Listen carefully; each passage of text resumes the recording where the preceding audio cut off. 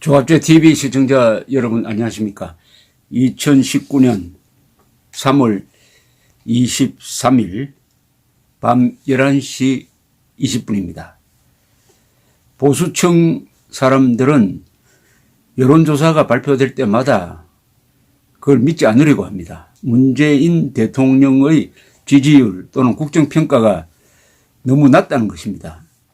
그분들의 예측대로 한다면 지지율이 한 20%, 30% 나와야 그것이 사실일 것이다. 이렇게 생각하는 추세입니다. 그러나 이 문재인 대통령 국정평가 또는 정당 지지율 또는 후보자 지지율은 대충 맞다고 보는 것이 경험상 옳은 판단입니다. 크게 틀린 적이 없습니다. 그러나 국회의원 선거에서 예상은 빗나가는 경우가 많습니다. 그러나 대통령 선거는 한 번도 크게 빗나간 적이 없어요. 여론조사에서. 그래서 아주 단순한 것은 복잡한 거 말고 yes, no냐 이렇게 묻는 것은 정확하다고 보고 그 현실을 직시할 필요가 있다고 생각합니다. 그러니까 왜 문재인 대통령 지지율이 폭락하지 않느냐 하는 사실을 알아야 합니다. 상대를 알고 나를 알면은 백전백승이라는 말이 바로 손자병법의 제일 앞에 나오는 충고 아니겠습니까? 어제 발표된 갤럽 조사를 기준으로 문재인 대통령 지지층은 어떤 사람인지를 한번 집중적으로 분석을 해보겠습니다. 1002명을 상대로 조사를 했고 오차범위는 플러스 마이너스 3.1%였습니다. 어제 발표된 한국 갤럽 조사입니다. 우선 문재인 국정 긍정평가는 45%였습니다. 부정평가는 44%, 거의 같다고 봐야죠. 긍정평가 45%인데 이건 전국 평균이고 특히 높은 그룹이 누구냐. 그러니까 이걸 알아야 됩니다. 문재인 대통령과 문재인 정권을 특별히 지지하는 이게 이제 지지층이죠. 지지층의 핵심이죠. 전라도 사람들 65%입니다. 평균이 45%인데 그것보다 또 20%포인트가 높습니다. 그 다음에 진보층이 내가 진보라고 하는 사람들이 68%입니다. 내가 화이트 칼라라고 하는 사람이 특히 굉장히 높습니다.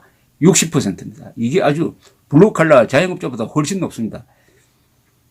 여기서 사람들이 깜짝 놀라기도 합니다. 화이트 칼라면은 잘 사는 사람 아니냐?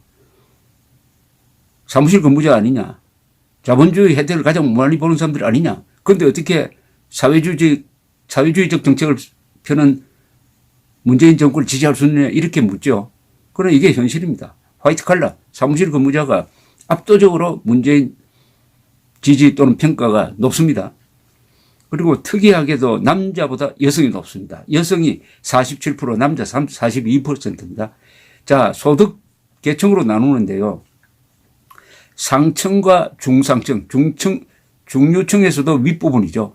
상층 및 중상층, 중상의 소득자가 문재인 평가가 평균보다 6%포인트 높은 51%입니다.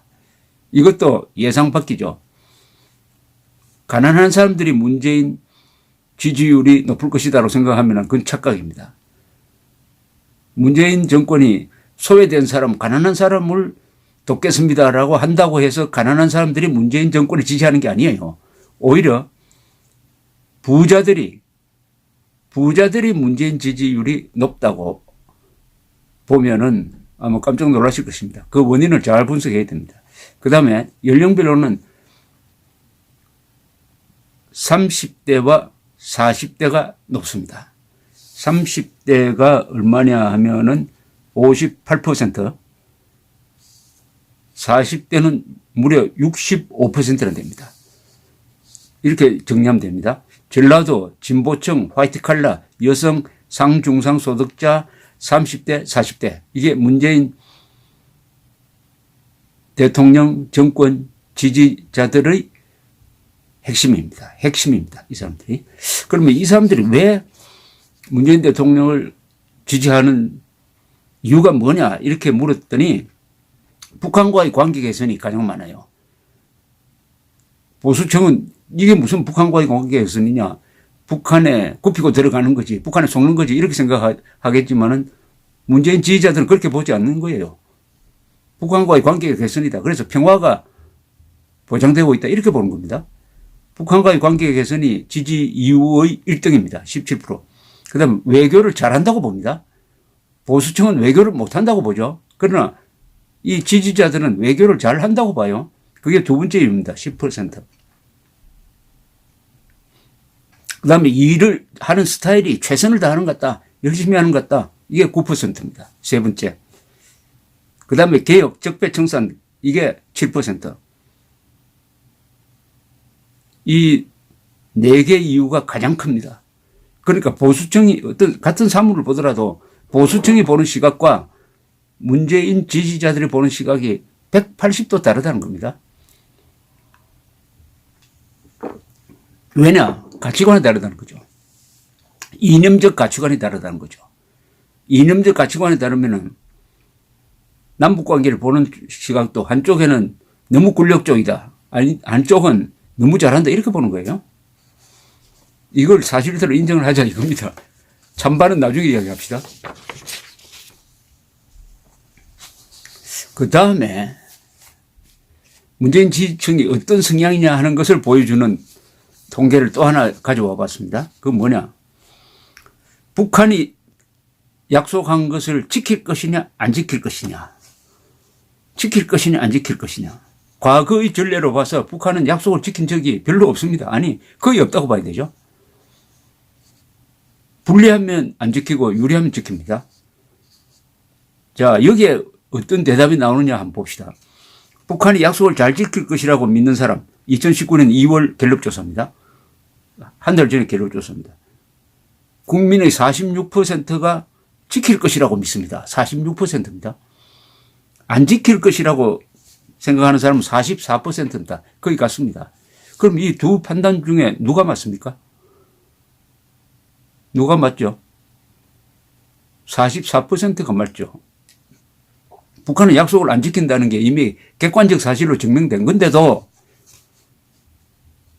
약속을 지킨다고 믿는 사람이 46%입니다. 이 46%를 속고 있다고 봐도 크게 틀리지 않다고 봅니다. 그러니까 북한에 속는 사람이 46%다. 이 끔찍한 상황이죠. 천안은 폭침이 북한 소행이 아니다. 30%다. 조금 이따 설명하겠습니다만 김정은의 호감을 가진 사람이 27%다. 이게 다 서로 중첩이 됩니다. 그러면은 북한이 약속을 지킬 것이라고 믿는 비율이 특히 높은 층은 어디냐? 전라도 59%, 전라도 사람들 30대 62%, 40대 58%, 화이트 칼라 57%, 학생 56%, 내가 진보다 라고 생각하는 사람이 66%. 대부분 다 문재인 지지자들입니다. 문재인 지지자들 중에서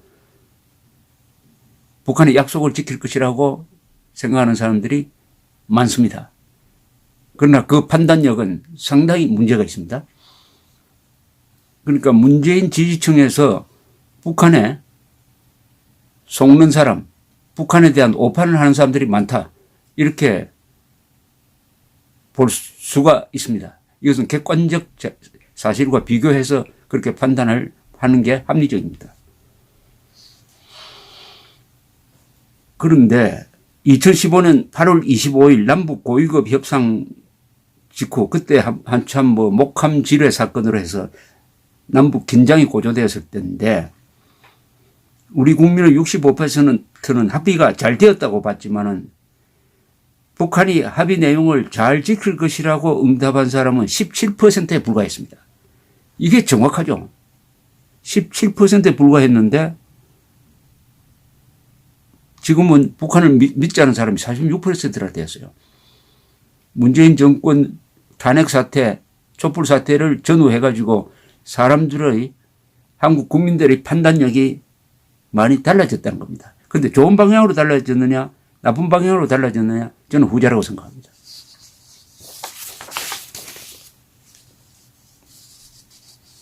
자, 그 다음에 김정은의 호감도 조사가 2019년 한 달 전에 있었습니다.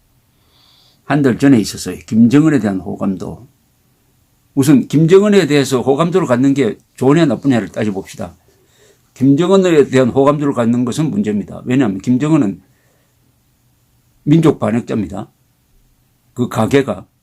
그리고 독재자입니다. 그리고 살인마입니다.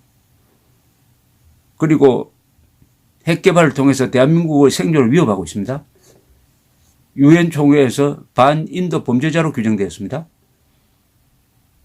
그렇다면 김정은에 대한 호감도를 가지면은 이것은 분별력에 문제가 있다.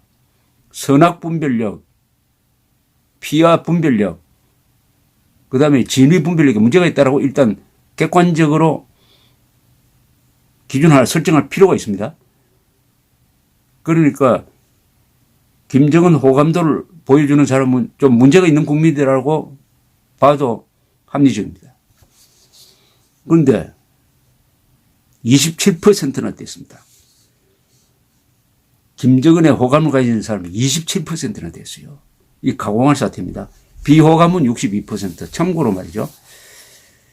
2013년 박근혜 정부 출범할 때 2013년 2월에 우리 국민의 62%는 김정은은 호전적인 인물이다. 10%만이 평화지향적이라고 했고 김정은에게 호감도를 가진 사람은 4%밖에 되지 않았습니다. 비호감이 89%였습니다. 이게 정상이었습니다. 그런데 문재인 정권 출범하면서 국민들의 분별력에 문제가 있다. 아까 북한을 믿지 못할 존재로 봐야 맞는데 북한을 믿을 수 있다고 보는 비율이 확 늘어난 거하고 김정은을 좋아하지 비호감으로 대해야 맞는데 호감으로 대하는 사람이 확 늘어난 거하고 같이 연결되어 있습니다. 자, 그 다음에 한번 봅시다. 김정은에게 호감을 갖는 층이 그러면 어디가 가장 많으냐? 전라도가 가장 많습니다. 47%입니다. 47%. 그러니까 전라도 지역은 광주 전라도인데 47%가 김정은에게 호감 간다. 호감 가지 않는다. 44%. 우리나라에서 호감이 비호감보다 앞서는 데가 광주 전라도가 유일합니다. 그 다음에 더불어민주당 지지층에서 39% 매우 높습니다. 호감이. 40대에서 37% 매우 높습니다. 진보층이라는 사람들이 38%. 그리고 북한의 약속을 믿는다고 답한 층에서 김정은에 대한 호감도가 47%나 됩니다. 이들 또한 문재인 대통령, 문재인 정권 지지자들입니다. 지지자들입니다.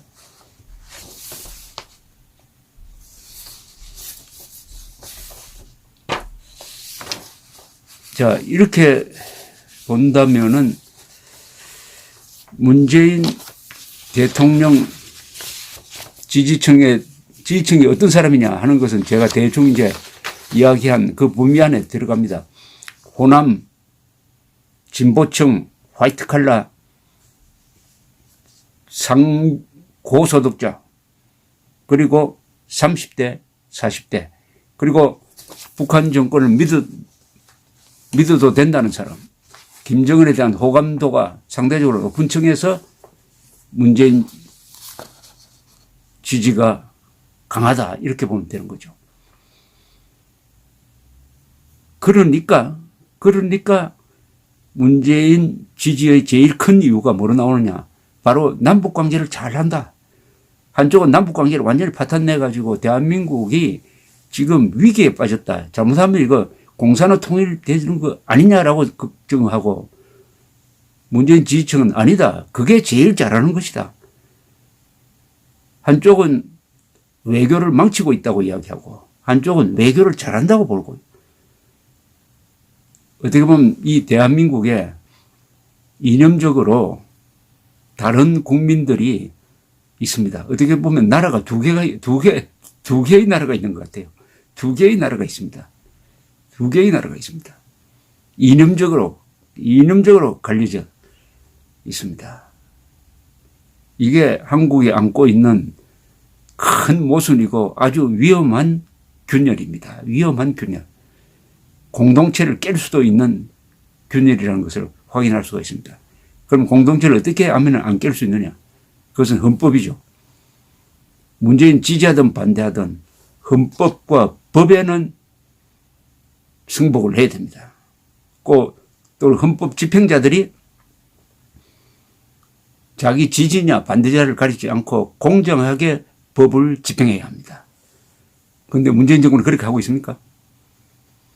문재인 정권이 어떤 장관을 임명할 때 이분은 약자 편에 섰다 이렇게 이야기합니다. 약자 편에 섰다는 것은 그 사람은 장관 자격이 없다는 겁니다. 장관은 법 집행자입니다. 법 집행자는 약자 편에 서도 안 되고 강자 편에 서도 안 됩니다.